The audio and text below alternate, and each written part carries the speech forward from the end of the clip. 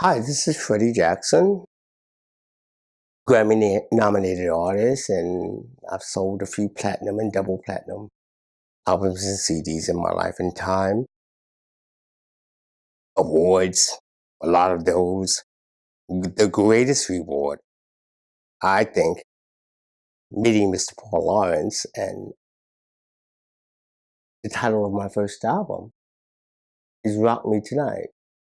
And it rocked the world. It really took the world by surprise. People were like, who is he? Where did he come from? And what is this song? These words came out of Luther Vandross's mouth. Who is this guy? I kind of like rattled his feathers. He came knocking at my door in a hotel and said, no, I don't want to come in. I just want to see who you were. Congratulations on your nomination. And I was like, you sure you don't want to come in? He says, no, break a leg. And a few other things at the same time. And we both laughed. And we had common camaraderie, from that point on. But I miss him dearly. But Rock Me Tonight, that's a great sentiment for me, actually. To be able to have that, to be able to say that, because who can say that Luther Vandross was knocking at their door? I can. And it was the truth. So that sentiment alone is one that I will carry for the rest of my life. Rock Me Tonight, the song in general. Paul Lawrence wrote that song for Freddie Jackson to sing. And he said, only you can sing this song the way I know it should be sung. He sung it, and Paul is an excellent singer.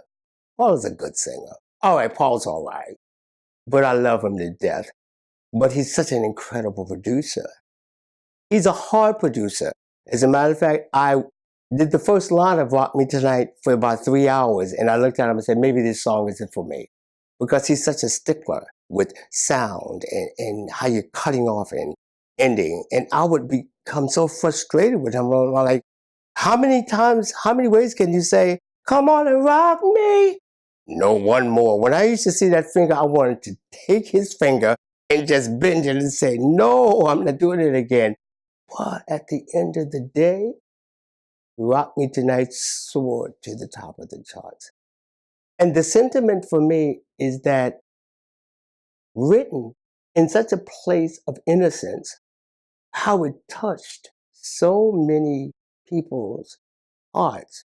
It went into many bedrooms, but it was clearly just saying, I don't want a long-time relationship. I don't want anything other than we used to go together, we used to date each other, we used to be married, we went out divorced, but Lord, you look good. Could we just get together for old time's sake? Isn't that amazing? Because that's just how sentimental and loving being in love can be, that you'll say, I respect you, but just one more time for old time's sake. And I'm sure there are a lot of people in the world that can relate to that. Now, don't get comfortable.